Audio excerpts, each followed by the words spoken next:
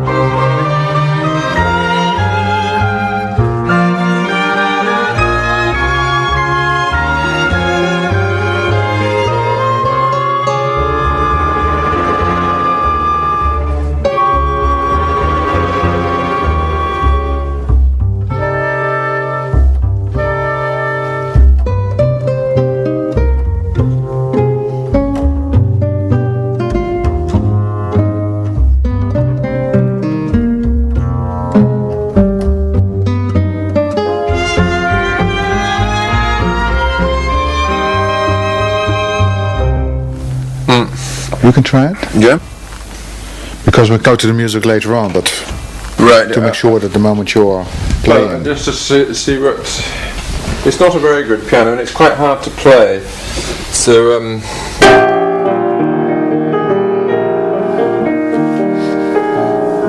is it all right?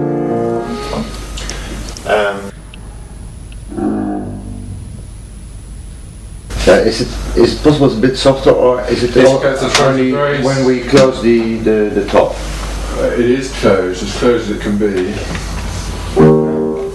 It is a very loud piano, unfortunately.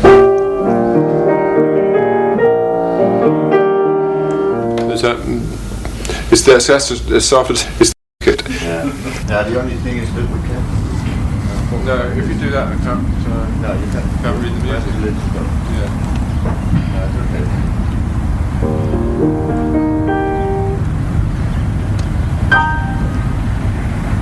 What was the first time you saw your wife?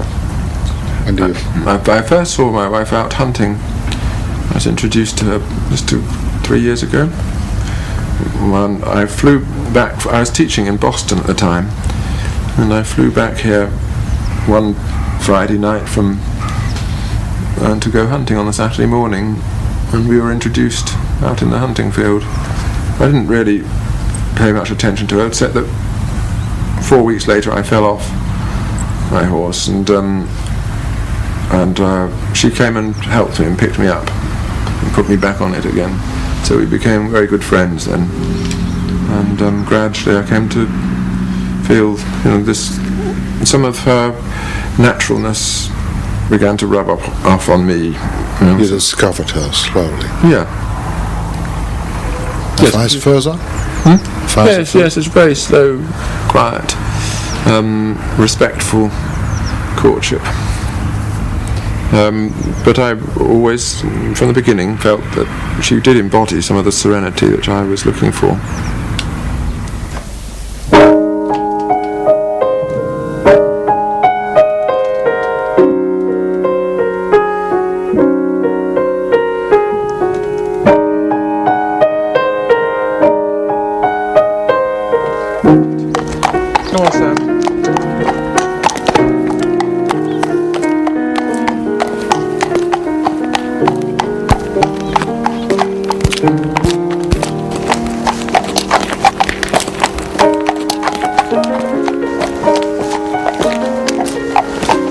Good boy. Not too close. Good boy. Don't worry about them. Good boy. He's snorting because he's frightened of the instruments. It's all right. Yeah, we are not coming too close. Good boy. Tell me, there in the distance, when I wrote you my invitation letter to participate in Beauty and Consolation, you reacted, well, come on a day that we are doing the hunt. Yeah. Why? What's the relationship between the two? What are we doing here right now? Well, the consolation for me is what we're about to observe, which is this return to some kind of natural condition of the sort which a civilized man has detached himself from. And my own view is that the search for beauty actually is an attempt to rediscover that condition which we were in once before separating ourselves from the natural order. And hunting to me is a returning to a kind of purity, a kind of archaic. But also being part of one species and not existing as an individual only. All our unhappiness and alienation comes from the attempt to be an individual above everything else. Whereas consolation comes when one relaxes into a sense of something greater than oneself. That is one species' life, and also the whole of history and eternity which that represents. And you do that in conjunction with animals because they already exist in that species' life. This horse, for instance, is immersed completely in his species being. That's why he's frightened of you lot. He's not frightened of me because he's known me from hunting. And we go side by side into these great animal adventures. And we lose our individuality together. An individuality which he in fact never fully had, but I always have. So don't worry, Sam.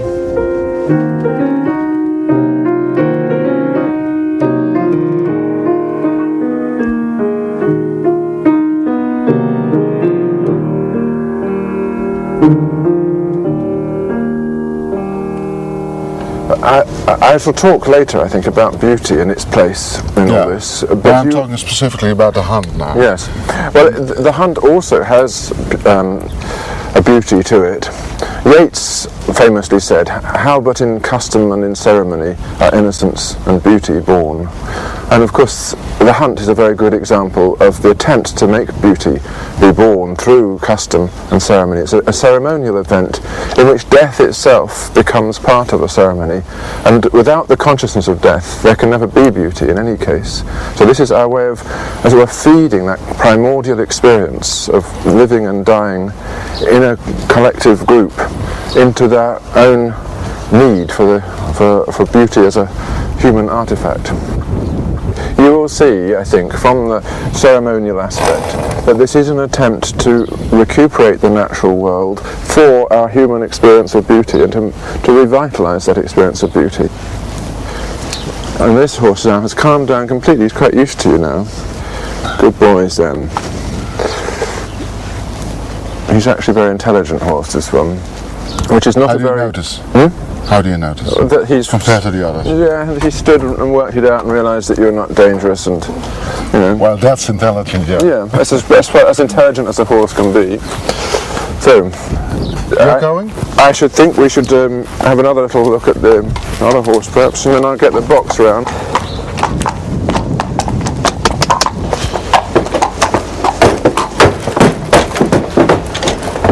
Hang on.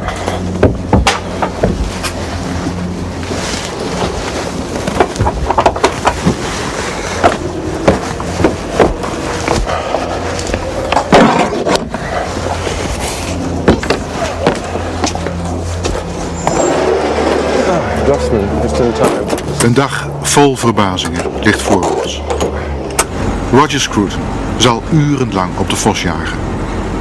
Nog weet hij niet dat het beest door zo'n 40 mensen, 40 paarden en 40 honden niet zal worden achterhaald. Maar die verrassing bedoel ik niet. Scruton is een eminent filosoof, als geen ander vertrouwd met 20 eeuwen filosofie. Het enfant terrible onder de filosofen bovendien. Intrigerend, maar ook uit die hoek zal de verrassing niet komen. Hij is conservatief, maar ook daar zal de verbazing niet direct opduiken. Die komt pas bij wat hij zal zeggen over God, over zijn jeugd, over de troost van de filosofie en tenslotte over iemand die de hele film aanwezig is. maar die we geen seconde te zien zullen krijgen. Problems. So I just need to... That's it.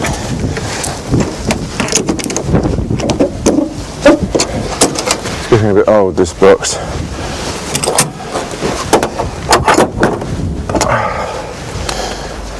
He's made rather nervous by the camera. Okay, Ronnie.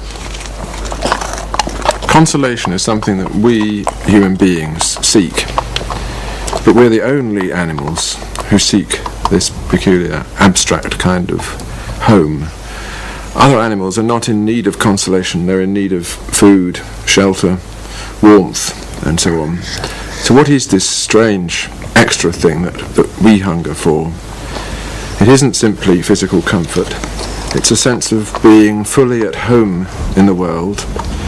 And this seems to imply that in much of our lives, perhaps most of our lives, we are not fully at home if we spend so much of our efforts in seeking consolation. We're, as it were, sundered from our nature and from the world in which we live, in a state of what used to be called Entfremdung, or alienation. But perhaps that's a little bit pompous way of putting it, but at least in a sense of wandering, that we're, as it were, detached from what we truly are. And these experiences of homecoming are incredibly important to us. They're the things which give us the sense that after all it was worthwhile, all that struggle that we went through to maintain ourselves as individuals and to show off to each other as individuals, to pursue individual pleasure and individual success. All these things put us at variance with ourselves as well as inspiring us, so that there's a need in all of us to come back to what we truly are and rest there. And I take it that's what we mean by consolation, a kind of, if you like, transcendental homecoming. Homecoming from all the bittiness and fragmentariness of our ordinary experience to some condition of peace and reconciliation, of being with the world and with each other that we don't normally possess. Being at peace with the world itself. Being at peace with the world itself and therefore with ourselves. Now, it's very easy to see in this, of course, the inherited religious longing that we have. We are not only the only animals that need consolation, we're the only animals with a religious sense. The only animals who have a conception that life on this world is in some way incomplete, needs to be completed by something.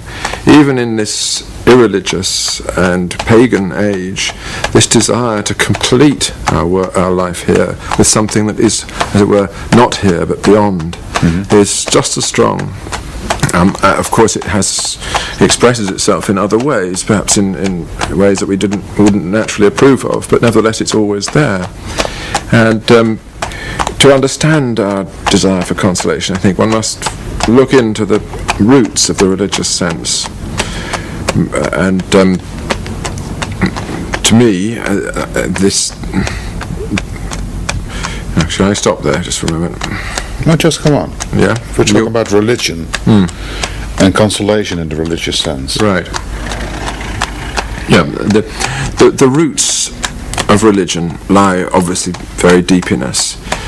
That there is in all of us this need to establish a connection with something greater, something which is not me, it's not you, but in some way comprehends us both. And being a part of a universal drama.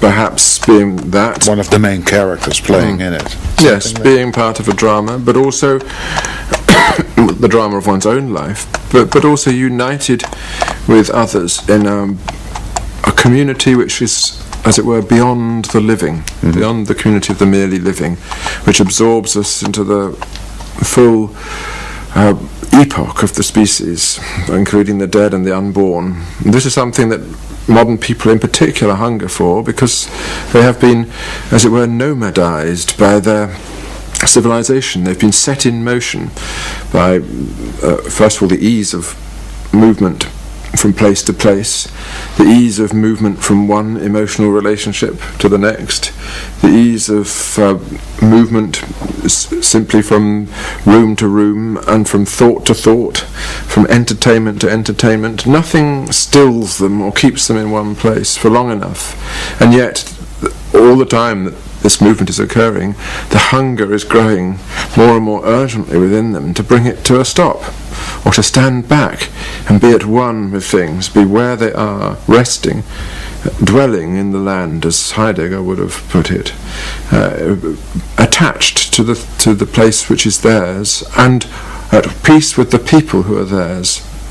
And this is absolutely essential to us. It goes deep into our species being. It's something that we've inherited, obviously, from many millions of years of evolution. And our sense of the divine is, to some extent, a projection of this, but also a recognition of our inability to create this on our own. We cannot alone, or even in a small group, create this sense of home. It's something that's given to us, inherited, and passed on.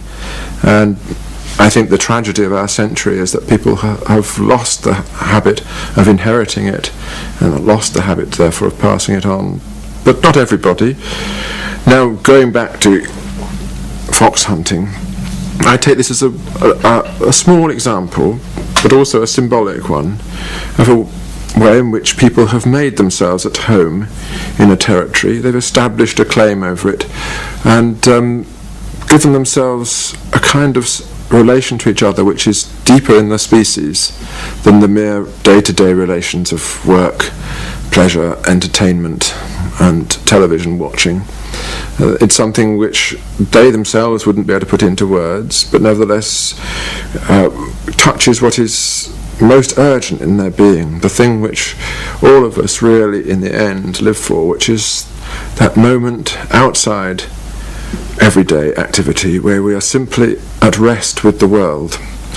And of course it's not insignificant that hunting is part of it, because this is what we as a species fundamentally are. We're hunter-gatherers for whom our ultimate sense of social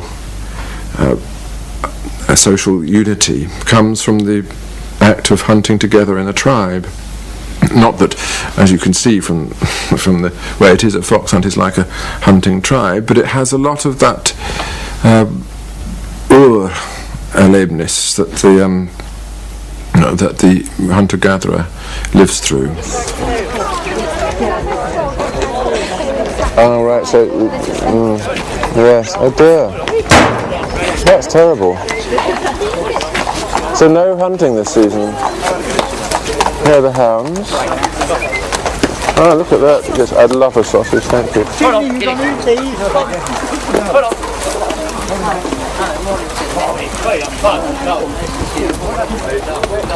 I'll introduce you to the master, who's here. This is the one in the red coat, Bill Reed.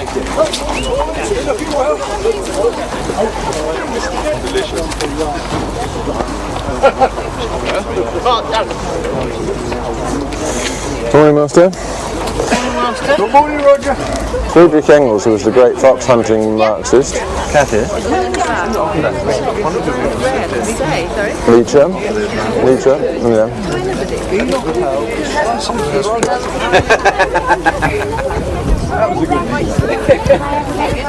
Been absolutely rooted to this little piece of land all their lives, and have always related to the local economy and also to the wildlife. They are part of the wildlife of the region. You know, for them, hunting is absolutely essential because it renews their attachments to each other and to the soil where they are. And if you look at their faces, they're wonderful pictures of what human beings really are when immersed in their species life. Aren't you romanticized? Yes, so are you. I mean, the whole programme, the whole idea that beauty is a form of consolation belongs to the 18th century, doesn't it? Yeah. But if you just put the camera on their faces and you will see what I'm saying. It's not a myth. These are not the same kind of boring, flattened, television-saturated faces that you see in city streets. These are people whose noses have just been, as it were, pulled out of the ground with the imprint of the earth still on them. And that for me is a very important experience. We may not have this experience in the future, but then we may not have the experience of beauty either. I think just these old boys here, all that little group, they're here every time, and they come to talk to each other and to renew their social attachments and also attachment to the place. The problem with the modern world, in my view, is that people no longer dwell on the earth. They move nomadically around it in search of something they know not what, never finding it, moving from person to person, place to place. Interneting. Yeah, interneting. That's the metaphor. Yes, exactly. Yeah. Whereas these people still dwell, as Heidegger would say, wohnen in the land. Yeah. And that is something which, I'm not a great fan of Heidegger, but it's one of the few things that he said which is absolutely true, that only if we learn how to dwell can we build, and only if we build can we actually live with each other. And that's the secret of real architecture. That's why Amsterdam is beautiful. It's still a place of dwelling. It's built as a place of dwelling. But of course modern architecture is hideous, largely because it's an architecture for nomads who sweep through it like a wind, like pieces of paper on a wind, and then disappear.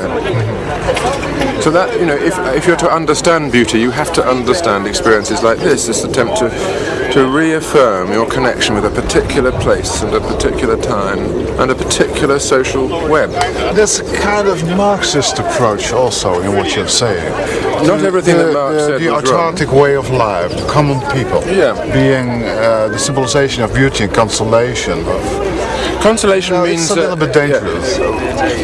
You Dutch are always afraid of things. That's the trouble. I'm not afraid every serious idea is dangerous. But when in the civilized mind, it is not. It's an instrument of peace. I'm talking about peaceful existence in a single place, an unthreatening form of being, and maybe there's something true in Marx. What is true in Marx is what comes to him from Hegel. That there, in all of us, there is this desire for homecoming, Heimkehr, about which Hölderlin wrote so beautifully. That is where consolation resides, where we find ourselves having ventured out into all these dangerous experiments of individual living, at last coming back and swallowing all our pride and humbly acquiescing in a social order which is bigger than ourselves. And that's what this is all about to me.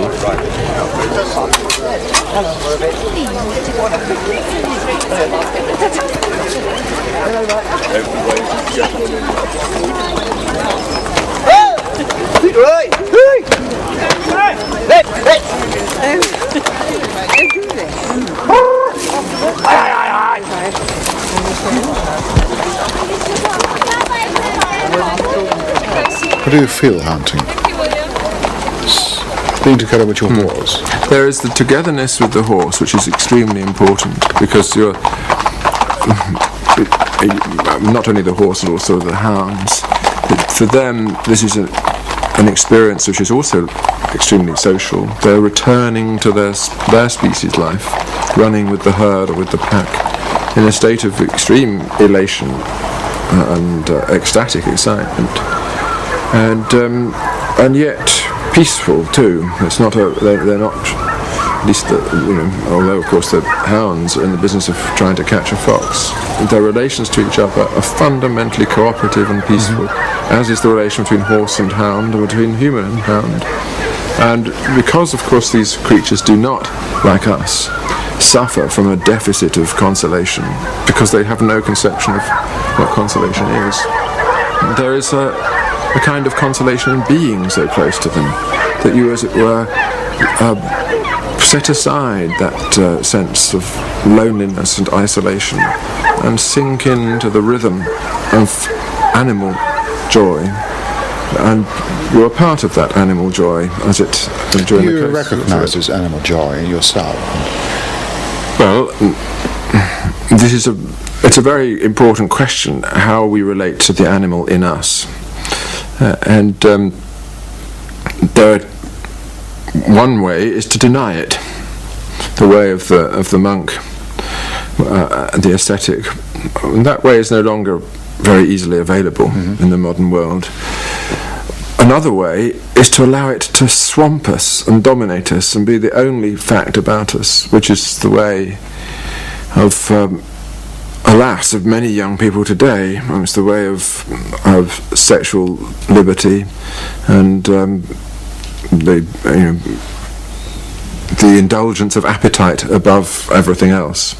And that, of course, again allows the animal in us to take over and be in charge. My own view is that you should not deny it. You should use it to,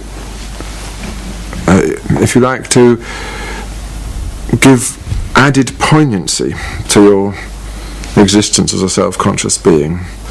And the best way is to take hold of these fundamental animal experiences and make of them something more sublime, more architectural, more aesthetic than they otherwise would be. This is, for instance, give me an example. I was just going to give you an example. Romantic love is a very good example of this, and indeed is one of the great cultural achievements of our civilization. If you look at medieval literature, of Chaucer and Dante and Petrarch and so on, late medieval literature, you see this immense effort, intellectual, moral, spiritual, which was devoted to the great cause of lifting erotic experience out of the animal realm and making it into a kind of spiritual principle, setting it in stained glass. And it worked. It worked in the sense that it set an ideal of love between the sexes at the centre of our civilization in a way that no other civilization has achieved. And it changed in all kinds of ways our conception of marriage, a conception of what the childbearing really is, and of course produced the greatest collection of poetry and music that the world has ever known. So there is one example. Hunting is a smaller example of this. You return to the animal experience, but at the same time you're rescuing that experience and, as it were, recreating it at the self-conscious level as a ceremony, a rejoicing, a celebration of your being in nature rather than a mere being in nature. This is close to your definition of consciousness, transforming the animal into something better or something else. But into something we don't say something better, but something else. Something else, something that's aware of itself. Yeah. Now, let me just refuel on the tea.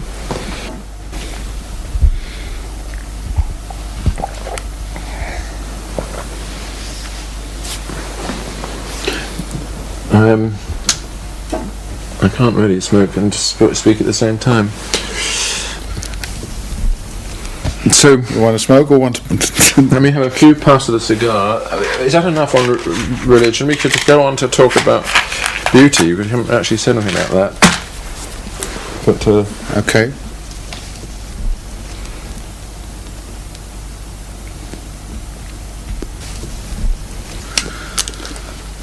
We'll come back to religion later, I think. Yeah. I wonder, Oliver Sacks, you know him, once said to me, once we were supposed, I'm going back to your childhood for a while, once we were supposed to live in an archaic state, our childhood, and the rest of our lives we are busy recapturing that Arcadia, although perhaps it never existed.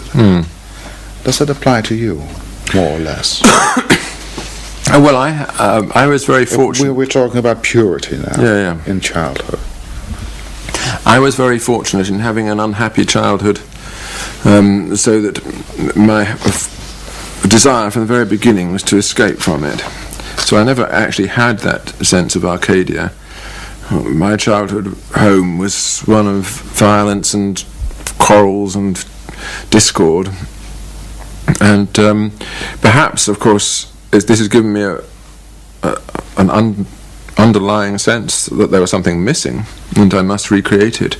But always from the beginning of my life I was aware that I had to create this consolation for myself. There was nothing to go back to. It wasn't there in my childhood. Not at all. Well, it was pretty well destroyed anyway. I'm sure there was at some stage and some remove, but it wasn't something which I felt to be reliable. I had no sense that I could simply give up, turn back from the adult world, and rediscover that soothing air of mother love that so many people of my generation used to know. I knew that you didn't know it. Well, it was anxiety. Only as a desire. Of course, there were. It was there. It was planted in me because my mother loved me, but her life was very difficult. The home was very difficult. There was immense conflict, and I ran away from it when I was 16. As soon as I could, as soon as I'd finished school. Conflicts about what? Well, just sort of things that parents conflict about. It was nothing relevant to me now, but it meant that I went out quite anxious into the world, but nevertheless thinking that there's nothing that good that can happen to me except by me going on and making it happen out of my own energy. And I knew, however, that because I was not stupid, I knew that any idea of consolation that we have must relate also to the deep feelings in us, the deep desire for homecoming. So from the beginning I was in the business of making a home, which would be my doing. At the same time, I was very much aware of the difference between me and everybody else. Not everybody, but most of the people I met. That there was something in me that was in need of a. There was something in me that needed to be addressed. If you like, I had a question in my life. I didn't know what the question was, but I knew that it needed an answer, and I had first to identify what the question was. And so the things that my contemporaries took pleasure in, like football or cinema or whatever it might be, pop music, had very little significance for me. Even though, like all my contemporaries, of course I played the guitar, I played bass guitar in a pop group and all the usual things one had to do. But even while doing it, I regarded myself as just as ridiculous as the people around me. You had a question, but you didn't know. So I didn't know what it was. What kind of? No, I didn't know what it was. But someone like Heidegger would say it was the question of being. What and why am I? And I suppose that is part of it. It gradually became more concrete, and indeed, it really was the question of what is this soul doing in this environment, and how can it possibly come to be in that environment in a way that will bring peace to itself. That was the question. What I now realise is that I was beginning to live in a questioning mode. There was no one question, but that everything was going to be for me a question, and I would eventually need something like a philosophy which would enable me to understand the difference between living well in this world and living badly. And that's what I suppose all my efforts as a writer have been devoted to, the attempt to describe what this difference is. The fear of life has been a factor for me, and learning to live without fear of living has been the discipline that I've set myself. Fear of living. Can you give us some examples? You talked about your childhood. Yes. Very simple examples.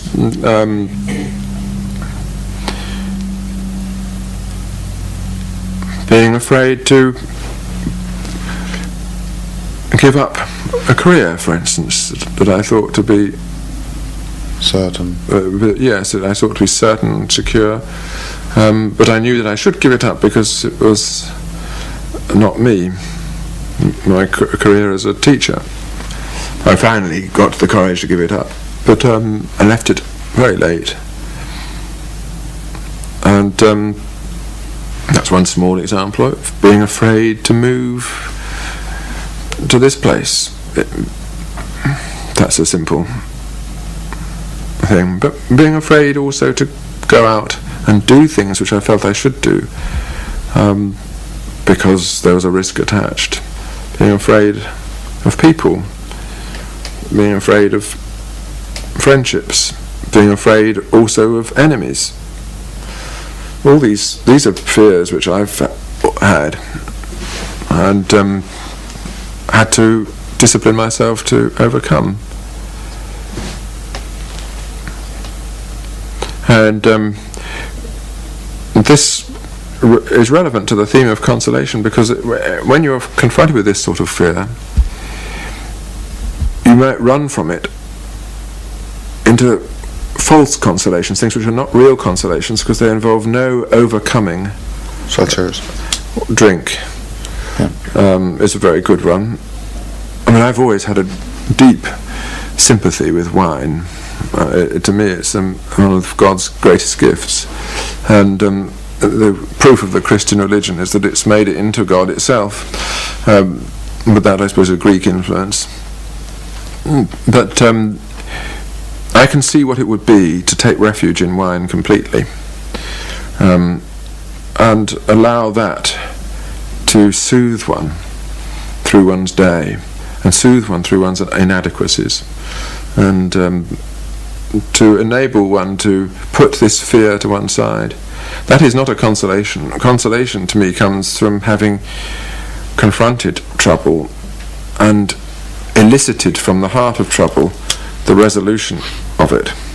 That's why I said earlier that the Beethoven quartets are for me such an important instance of consolation, because they are living images in sound of this process whereby conflict and fragmentation and pain are overcome and brought to a serene resolution.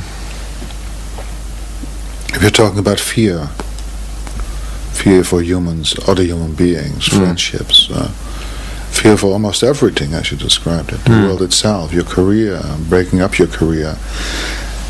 Can you describe what fear are you talking about? Are you talking about a period in my life I was panicking, real panicking, for 2.5 years, every second, trying to get away from it, didn't succeed. Fear was running with me.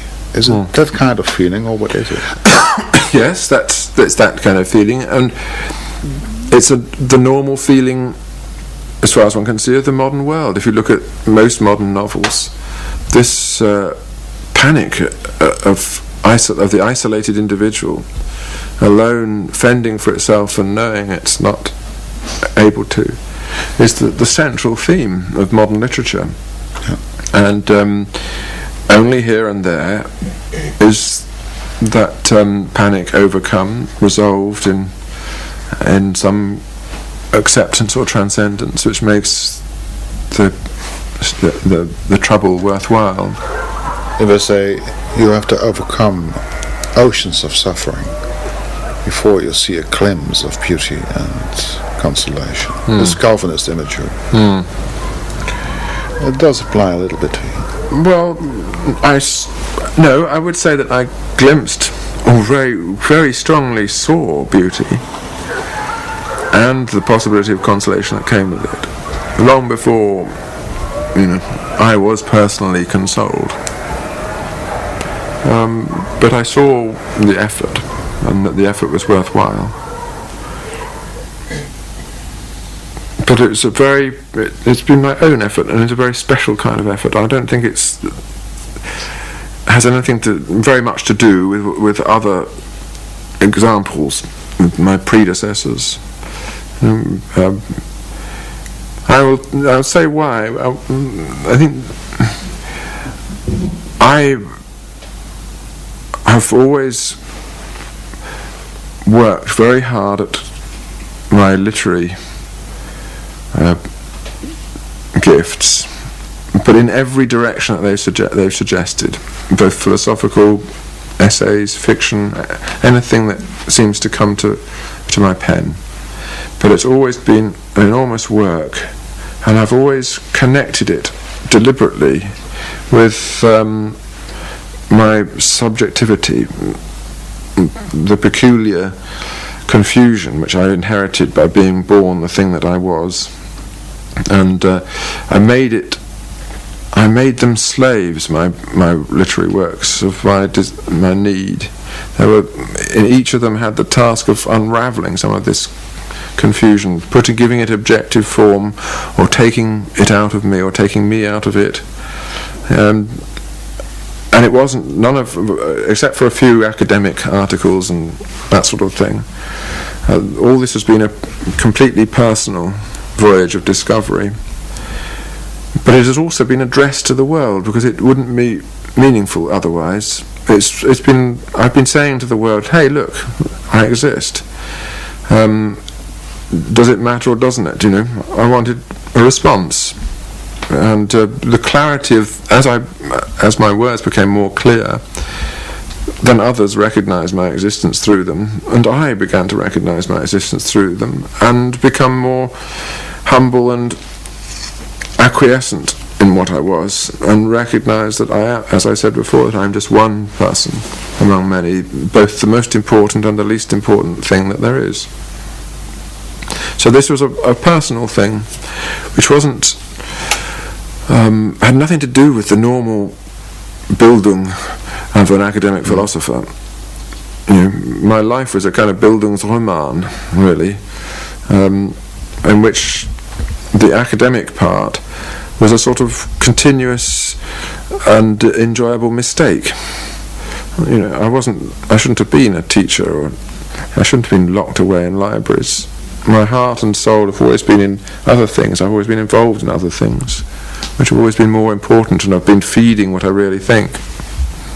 But it was useful to have all those books and discuss all those things with my colleagues and acquire a competence in their field too.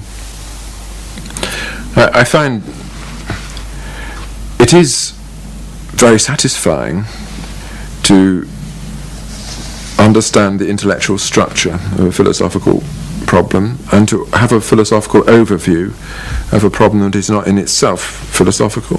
That is very satisfying, but being satisfied intellectually is not the same as being consoled.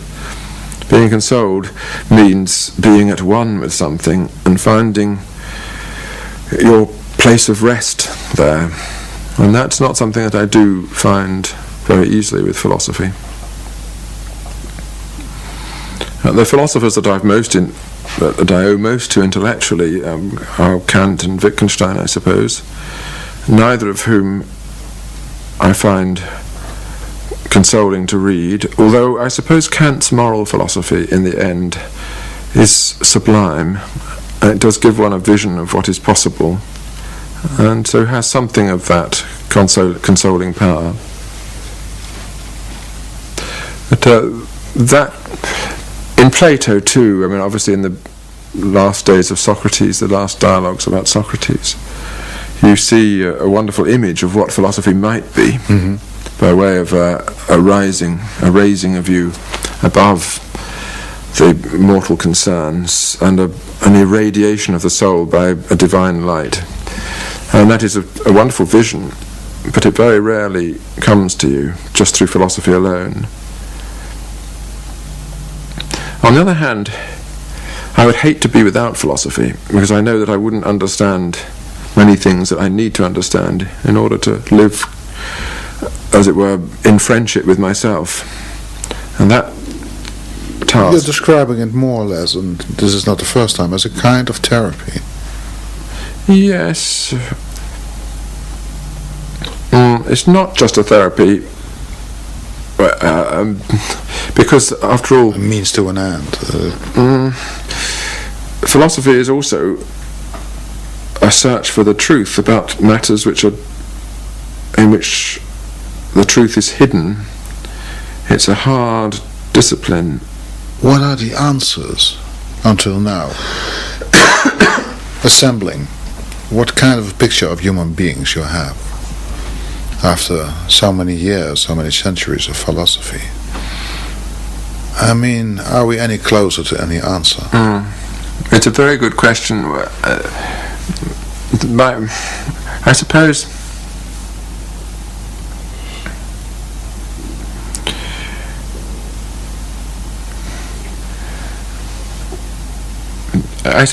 I would say that with Spinoza that the truth of our condition is very difficult to understand, and like everything worthy of knowledge, it's as difficult as it is rare, as he says at the end of the Ethics. We achieve understanding anew in every epoch, and it takes the greatest of intellectual and cultural effort to do it. This is what civilization is for, to achieve this self-understanding. But it does seem to be the case that no sooner has it been achieved and it's lost again, and that the knowledge that really matters is more easily lost than gained. We can gain easily piecemeal knowledge of this and that, and build up whole libraries of piecemeal knowledge. But the conception of the why and what of human existence dawns on people only at the apex of their endeavours, and once it has dawned, it is usually then eclipsed straight away by ignorance. And we are going through a period of eclipse. That is quite obvious. We're entering a dark age in which people will know an awful lot of information, but very little coherent, holistic truth. And this has happened before, many times. But the wonderful thing is that it's still possible to gain a vision, to stand on a little peak, not perhaps the peak on which, say, Spinoza stood, or Plato, but nevertheless a peak of one's own, and look across at all this sea of ignorance and confusion and hysteria, and smile at it. Compared to the 14, 15-year-old, looking for the question, did you succeed in finding some reasonable or consoling answers concerning your own childhood till the moment you left home? I wasn't, no, I mean... Was part of the enterprise reconciliation with that childhood? In the end, yes, reconciliation with everything. There is an image of consolation which has been very influential in our civilization, in particular in the modern period, which you find in Hegel and Hölderlin and the Romantics generally, but also in people like Marx, of an initial condition of oneness, what Hegel called unmediated unity, from which we diverge by some outward-going process, objectification, Entfremdung, and so on, and then we overcome that through a dialectical synthesis and rediscover that original oneness, but in a, as it were, transformed and self-conscious state. And that's the image that drives Hegel's philosophy, and it's a very powerful image. Of course, it has its origins in the myth of the paradise and the fall and the redemption, and which is perhaps a myth far deeper than any one religion, and goes to the heart of what we are. And I suppose the true power of religion is that it makes death itself into that final redemption, so that you do come home at the very moment when you leave all your sufferings behind. Now, without going into that religious expectation and hope, I think that in this world, once you've experienced this fragmentation and alienation, which intellectuals always do, feel that you're under an obligation then to look for for that process of reconciliation, whereby you rediscover the oneness which you once had, or perhaps, if you've never had it, that you invent it for yourself. You invented it. Yeah. And I think that you must do that, otherwise you're a trouble to others. Intellectuals in particular are a trouble to others when they haven't achieved that serenity in themselves. And that's what, going back to what we were talking about earlier, that's what it seems to me is the real evil in people like Lenin and Hitler, is that the trouble in themselves is something which they have not regarded as their own problem, but projected it onto the world and wanted to find, by reorganizing the world, the unity and serenity that they could only ever find in themselves. And my view is that we're under an obligation, once we understand this, to find that serenity in ourselves, so as no longer to be a threat to others. Did you find it? Yes. Serenity. Yeah. Describe it, because it's one of the key words to beauty and consolation. Right. Well, serenity comes... to define it. Can I have a little break? Describe it. Want to have a little break? Yeah, have a break.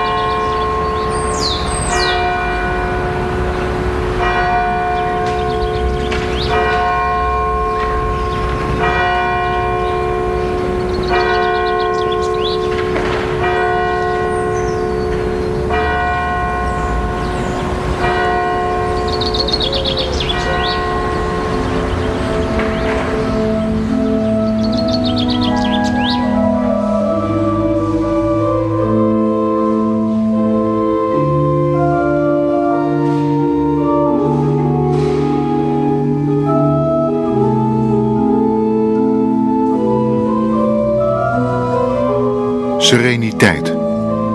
Vreemd woord. Bijna archaïs. Zo'n woord dat langzaam in onbruik raakt en tenslotte alleen in het woordenboek nog overleeft. Maar in de boeken van Scruton floreert het woord. Daar wordt het in ere hersteld. Sereniteit. We zullen erop terugkomen met muzikale begeleiding. Maar eerst nog staat God op de agenda. De noodzaak van de religie, haar troost. De religie die van de dood een thuiskomst maakt. De eeuwigheid is onze herder.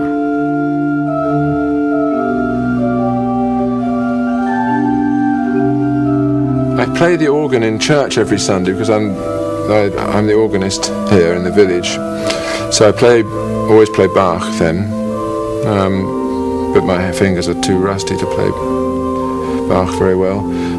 Beethoven has always been a great love, Chopin too, and Mozart. Waar vind je nog een filosoof, vandaag de dag, die ongegeneerd in God gelooft? Althans, in de noodzaak van het geloof in God. Die organist is in een plattelandskerk en die de schoonheid en troost van de religie bezingt in nogal wat toonaarden. Die filosoof vind je in Wiltshire, Engeland. We live in a difficult world, a world full of threats. I know that I must die. I need to face up to that particular fact. I know that the civilization in which I live is in a very unhealthy and distressed state, without knowing why, that it's lost all conception of its own unhappiness, so to speak. And these are difficult things to live with, and you need consolation for these. And this is where, of course, beauty is so important. Not only beauty, religion is important to me, though very much, as it were, on the periphery of my field of vision, but it's always there. What do you mean by religion? what is your... I talk about religious feelings. Religion as a metaphor for... Religious feelings that this world is not complete in itself, that there is something upon which it depends and towards which it tends, which is greater than it, but which we can't put into words. And that God feeling, I think that's all important. It helps one as well to see clearly what things matter and what things don't. I'm very concerned that people having lost this God feeling, the sense, as I just described, that there being something greater than the world on which it depends and towards which it is aimed. Having lost that, people are totally at sea when any major collective emotion comes into play. And we saw that with the ridiculous hysteria over Princess Diana. We see it in thousands of ways, and hysteria dominates national politics now, and it dominates, alas, the dealings between nations. And I fear that the only channel for these collective feelings, which enables us to maintain moral equilibrium in the midst of them, is that which is provided by the sense of the divine. And as people lose that sense, because they lose their attachment to any formal religion in which it is rehearsed and made real, then they become prey to superstition on the most appalling kind. I think it's no accident that the loss of faith in our century immediately was accompanied by the rise of totalitarian government, communism and Nazism and fascism, all of which are atheistic creeds growing out of their superstitions, which would grow out of people's loss of any sense of the Godhead. So to me, a constant return to that sense is absolutely vital. If I'm to maintain a moral equilibrium. Is that the reason, or are you just wanting to re-establish the picture, the mental picture of God or the cover? It's there in me, and I have to rehearse it all the time, because I think otherwise modern life would be unbearable. I see it, it would be a source of great unhappiness to see people adrift as they are, and to be adrift with them. It would be very disturbing for me. So I'm constantly trying to re-establish equilibrium in the midst of this, and try also to say in public what that equilibrium is. It doesn't make you popular, of course. No, God. We got rid of him, finally. We finally recognized that we were totally alone in the universe. Oceans of time before us, oceans of time after us, Schopenhauer. Yeah, in the midst we were. Yes. Giving meaning to our lives. Just one little second in eternity. And now you're coming up with God again. In 3 or 4 minutes you're talking about a moral God, or not? Yes, I'm not talking the language of old-fashioned theology, but I'm saying that the experience that I'm referring to is implanted in all of us, and if we deny it, then we are completely at sea. And you only have to look at 20th century history to see the truth of that. It doesn't, it's a deep metaphysical question what this experience actually means. And one of the things that occupies me all the time.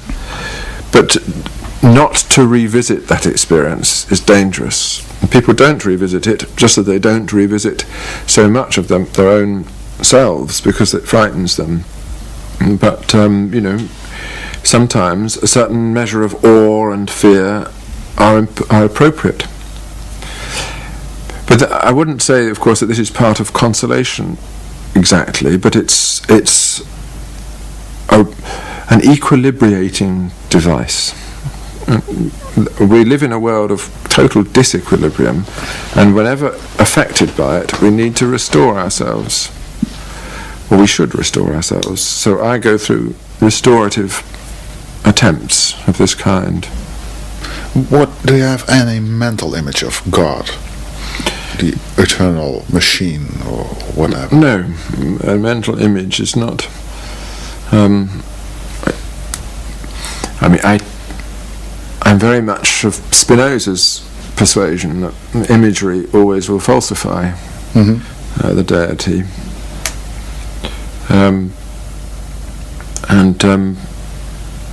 One should learn to live beyond imagery. What kind of a personality is he, she? Only by revelation can you really grasp this, because you're trying to grasp the whole of things, whereas we are only given insight into tiny parts. But why not take the experience that we have of each other and say, at least in this little part I can see how personality shines through mere things, as it does when I look into the eyes of somebody whom I really love. Why not think of it in that way? You might say, this is what was meant by those who said that man was made in the image of God, whoever it was who wrote the book of Genesis. Oh, now we're running into trouble, aren't we? If I look into the eyes of Joseph Goebbels, well, we're talking about the image of God. You are, but you're also talking about a freedom that has been abused, aren't you? You blame Joseph Goebbels for what he is, but in doing so you must also recognise that he freely chose to do something evil. Yes, and? Well, that sort of freedom you also want to attribute, also will have to attribute to God. Now the question is, you're going to ask is, well, are we sure that God used his freedom as he should? All I can say is that you have to understand what the difference is between something bad, or something seeming to be bad, happening, and something evil being done. All the evil in the world, in my view, is traceable to human choice. Bad things happen, but they're not in themselves evil. When somebody dies, it's a bad thing for him, but unless he was murdered, that's not an evil. I don't want to exonerate God either. It's not my business to produce a theodicy. I just want to say how it should be seen. God leaves mankind some freedom for decision making. Why does he, she do it? Is God omnipotent, almighty or not, in your... Freedom is a precondition of love, isn't it? You couldn't love something if you thought it was an automaton.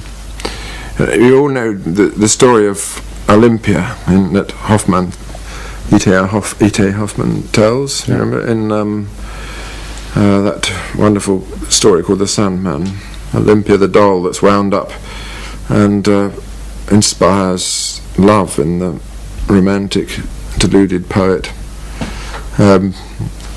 Of course, the whole point of this story is that if you ever did come to see somebody in that way, love becomes ridiculous.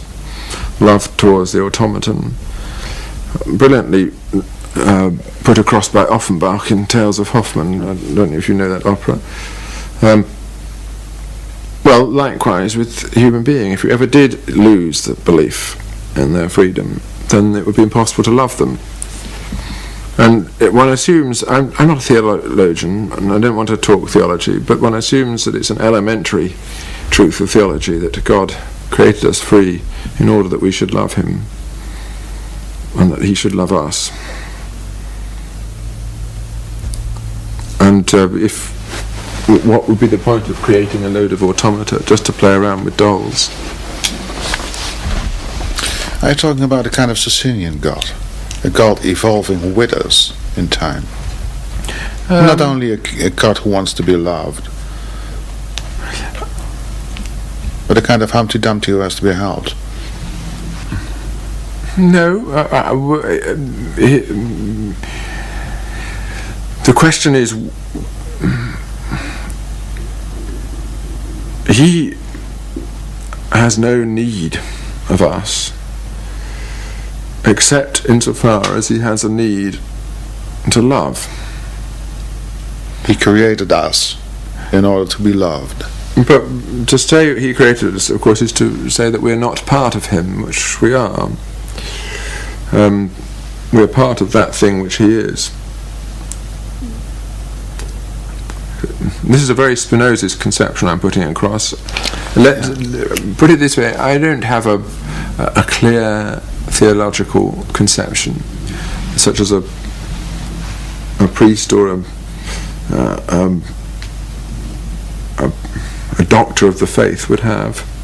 I can't answer all these questions. If we see our presence in the universe at this very moment in time for 60 or 70 or 80 years as one whisper, and we can't give meaning to our own lives because there are no preconditions, there is no God, there is no moral statement in the universe itself, of the universe itself. Isn't that more challenging than returning to the old idea of a moral God who needs us to?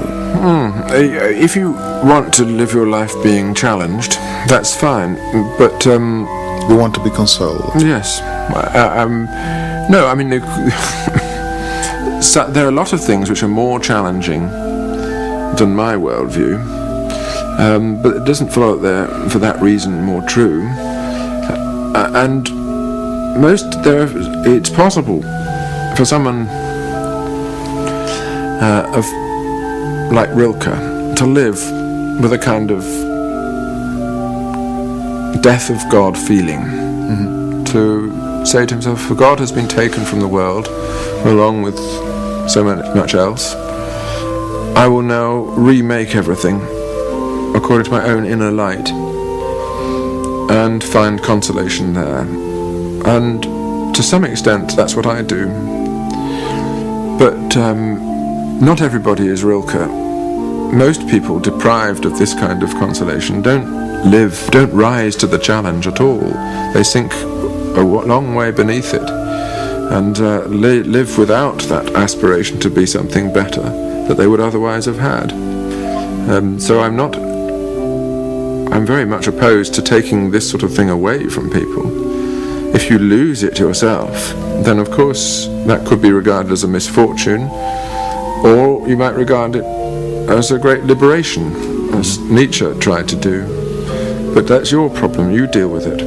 And I have my own way of dealing with it, and I think I have dealt with it and worked my way back to something, not really the God of organized religion or anything like that, but I've worked my way back to something like the God idea. I'm given it a place in my life which enables me to stand to some extent in judgment on myself, as I think I should. If I say afterlife.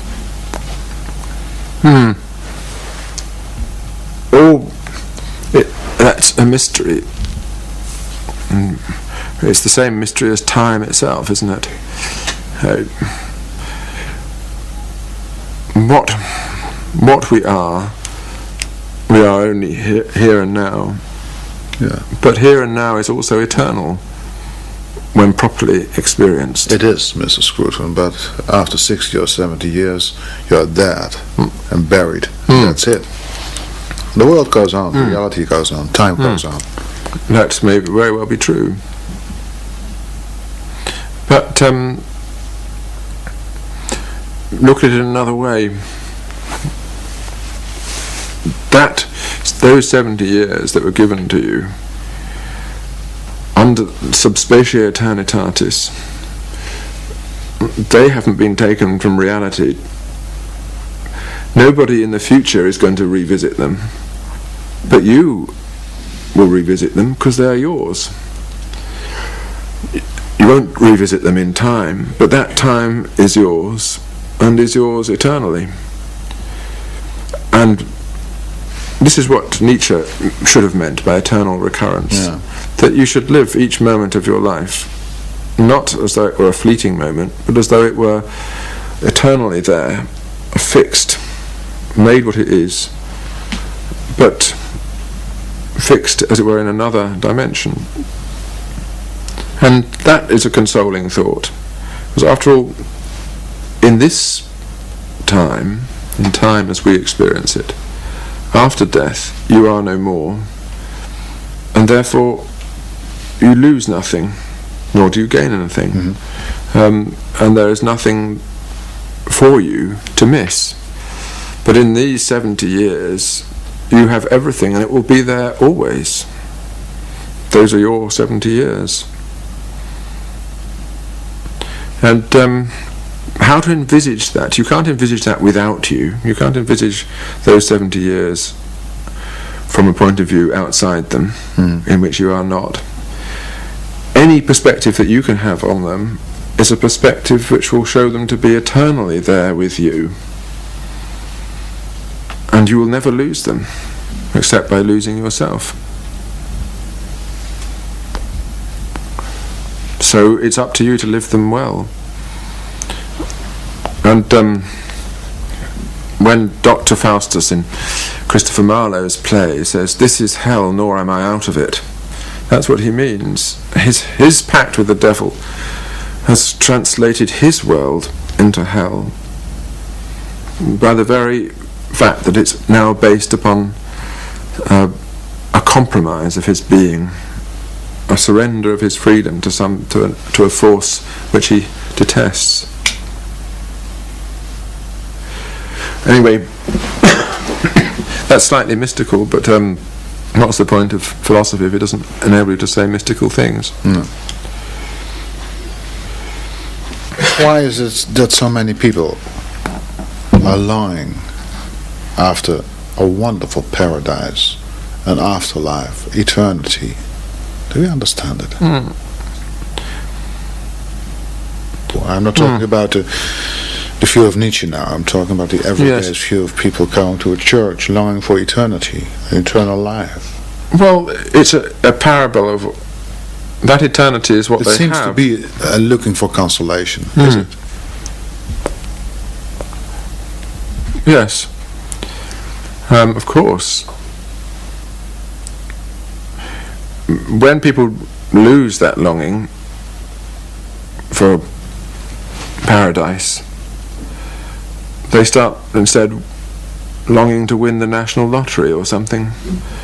They engage in vulgar secular versions of it.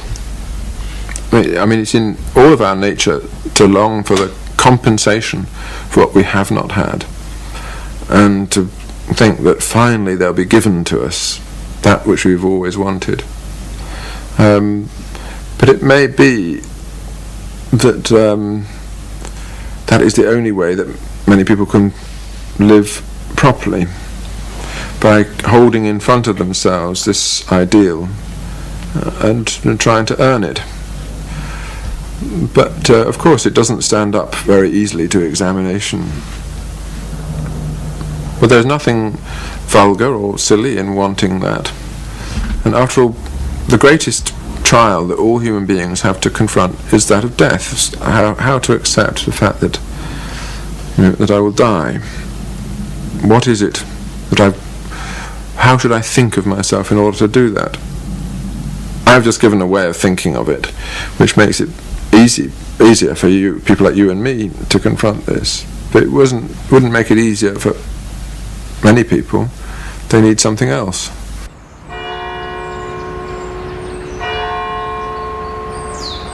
The concept of consolation that we have is influenced through and through by the Christian religion, which is, after all, the foundation of a civilization, and it's what glows in the embers of Hegel's philosophy too. And this presented us with this extraordinary image of consolation through loss in the death of God himself on the cross, a most extraordinary voluntary renunciation of this life and acceptance of the most painful form of death, which in itself perhaps has a tragic quality to it, but also is a redemptive story. It's a story about the redemption of the soul through this repudiation of earthly things. It has been the central image of consolation in our tradition, and it's a most extraordinary idea. For you, it remains a kind of ultimate symbol. Yes, of a yes. But why? That there is a path of renunciation, which is also an acceptance. It's not a path that I have the strength to take. Why should we accept? Father, forgive them. Come on. But why should we not accept when we have to? We have two choices. One is to go towards our end, accepting it. The other is to be dragged, kicking and screaming towards it. But it's the same outcome either way. The only thing that we have the freedom to do is to achieve the serenity beforehand, which comes from willing sacrifice. So I think that this is a model of rational conduct.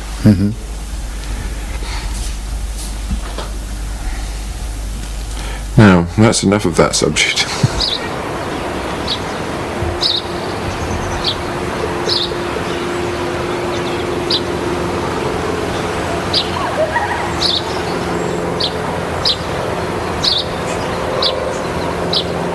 We kunnen sereniteit bereiken, zolang we onszelf willen opofferen.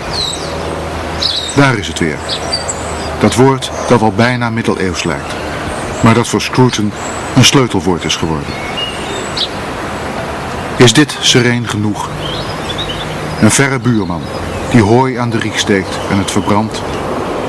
De rook die over de daken het dal inwaaiert. Scruton vraagt of hij al piano moet spelen. Nog niet. Zometeen. Laten we eerst terugkeren naar dat ene woord. Dan komt de muziek vanzelf. En met de muziek mee komt Sophie. Let maar op. Ook al ligt ze, terwijl we direct en indirect over haar praten, boven ziek op bed.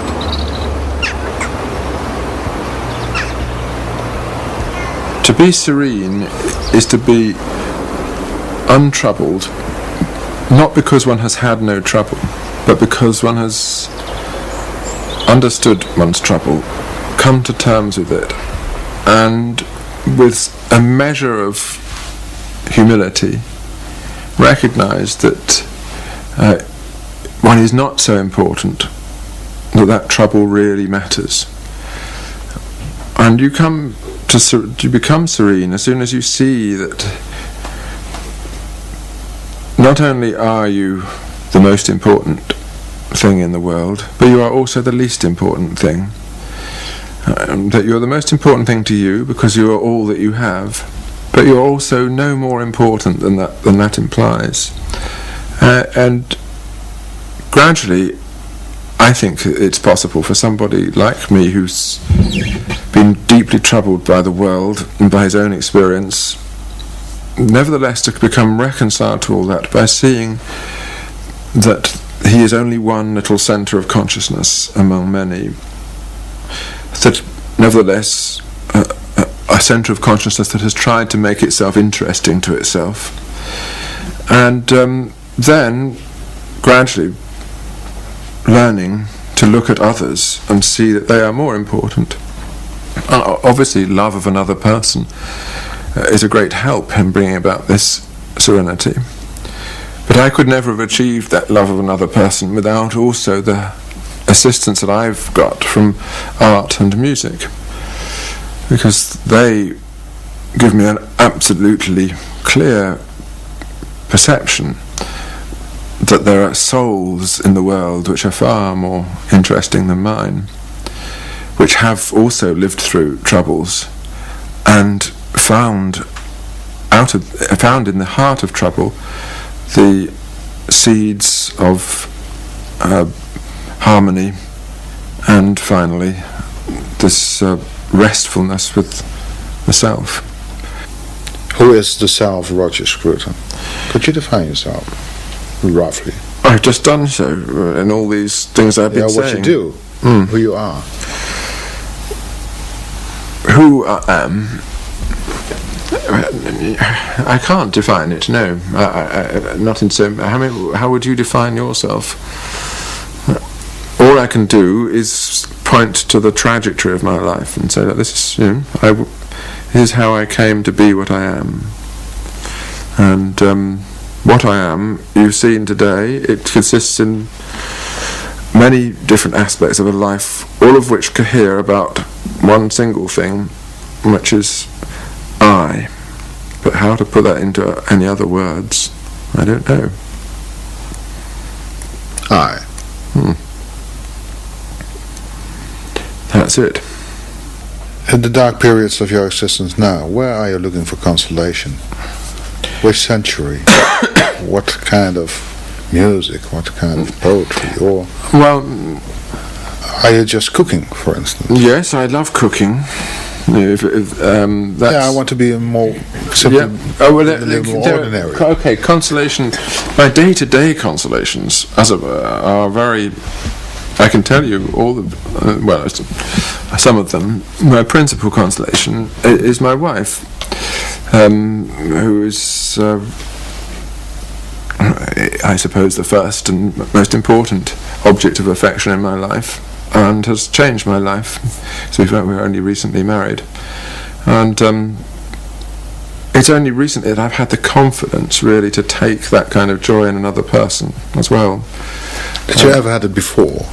Well, did you lose it, or I'm was not this sure. the first time? I have been married before, but it was not consoling. But this is. But that's a very different. I mean, obviously, everybody can point to the personal relation in their life, which is that. What's the consoling part of your personal relationship to your wife now? Well, there's so many parts, but perhaps the most important thing is that she is more important than me, and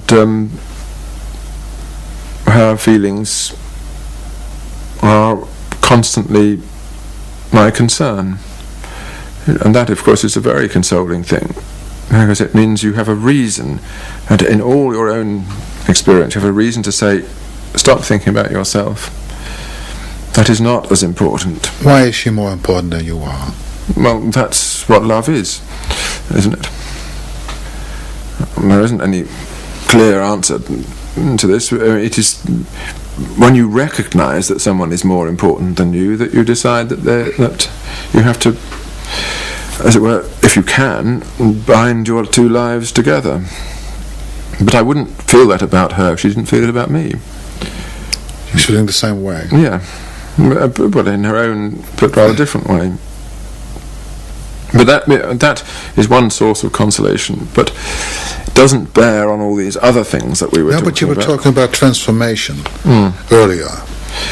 Vulgarity, the ordinarity, into a better example of the world. Does the same apply to the love you feel for your new wife now? Yes. I mean, this is a rational act of transformation in order to... there is a point where reason expires, where choice ceases to be rational. You should use reason up to the point where its writ ceases to run. And of course, in anything like marriage or any personal relation, there's a great deal that you need to think about. But at a certain point, you've exhausted all the reasons for and against, and it's at that point only that life takes over and becomes a supremely important thing. But it is the life of a self-conscious being that's involved. It's not just an animal life.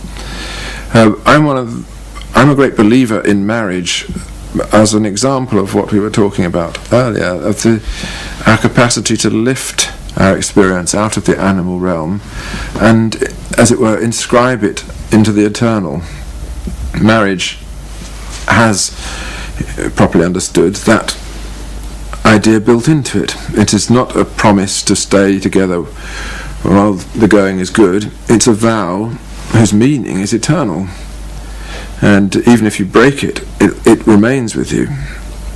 And to have this sense in front of another person that you're both prepared to do this is to automatically to lift all that day-to-day routine out of routine into something sublime. And it has partly an aesthetic, partly a moral, and partly a spiritual meaning. And that's why, during the 60s, people used to pour scorn on marriage as a humdrum, day-to-day thing, and that is the opposite of the truth. Your modern forms of cohabitation, drifting from one relationship to another, perhaps even with all kinds of embellishments and infidelities, that is what's humdrum and ordinary, because the decision has never been made to lift yourself out of this routine into something which casts judgment on it, so to speak, and looks at it from a transcendental perspective. So nothing that happens in marriage is drudgery or meaningless or simply routine. Everything is part of a creative endeavour to be something higher than yourself. So that is one of my consolations, and there's very little that can compare with that. Isn't it enough? The way you're describing indirectly your wife, the relationship with her, I think, oh great, this is enough. Your wonderful house in Wiltshire. You have your Beatrice. Yes, and my horses. And your horses. Yeah, so we can bring the whole conversation to an end. Play a little bit of Beethoven and we're finished. Yeah. Here's a really happy man. Well, no, I wouldn't say that. I've managed to preserve a sufficient core of unhappiness to give a piquancy to my pleasures. Just the first time you saw your wife? I first saw my wife out hunting. I was introduced to her just 3 years ago.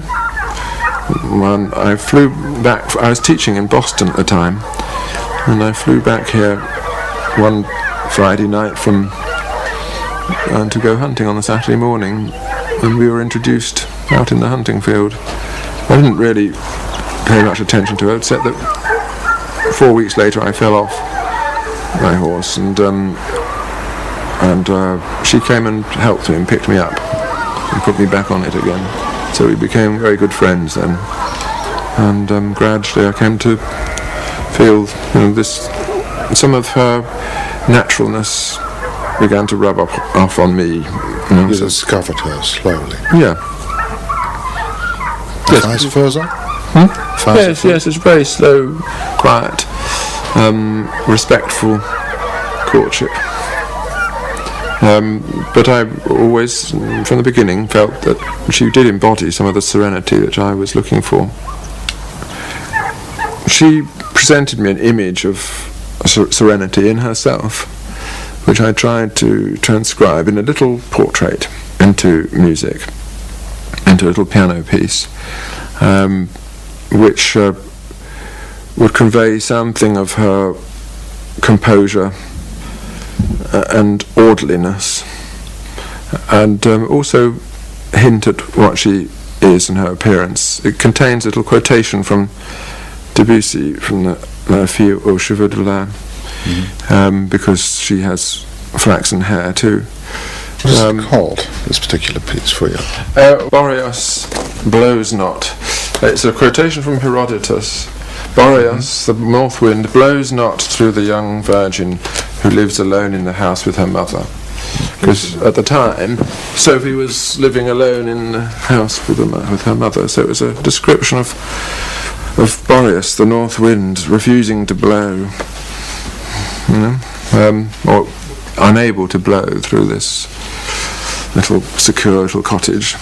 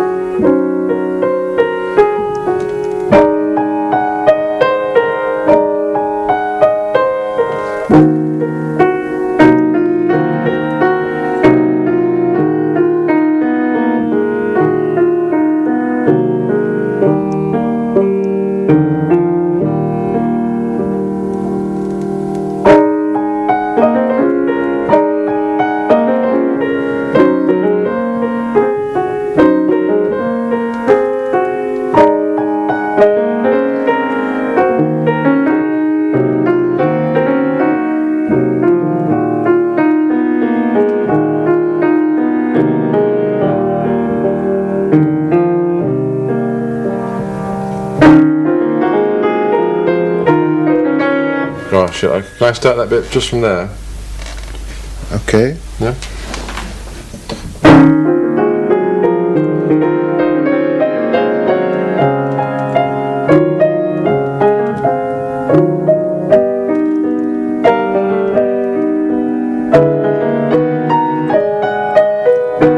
Because I was not stupid, I knew that any idea of consolation that we have must relate also to the deep feelings in us, the deep desire for homecoming.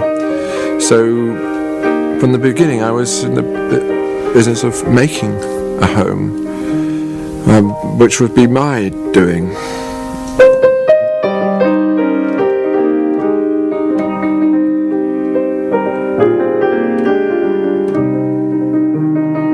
Came home finally here in Wiltshire. Home.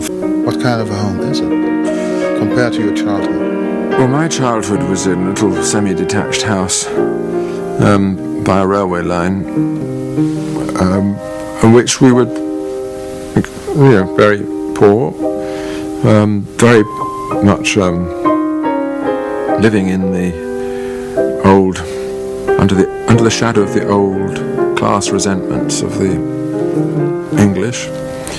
It was a world of darkness or twilight. It was a twilight world, and it had nothing to do with this. This is this here is created by books and music in the middle of a countryside which I love, and among people doing innocent, old-fashioned things with animals. That's as far as one can get.